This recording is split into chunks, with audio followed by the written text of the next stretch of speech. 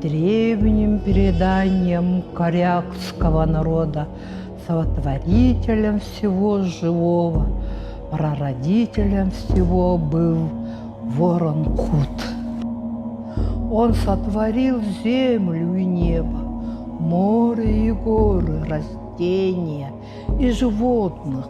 Он создал человека и научил его жить в гармонии с миром.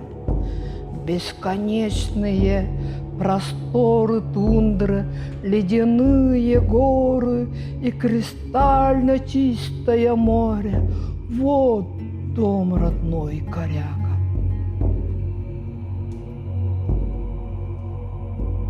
Коряки разделились на два племени. Кочевые жили в тундре и в тайге, а оседлые ближе к морю. Оба племени жили в мире и согласии, помогали друг другу, занимались охотой, рыболовством и оленеводством. Береговые коряки были известны своей мудростью и умением выживать в суровых условиях. Они сохраняют свои традиционные верования, связанные с духами природы и морскими божествами.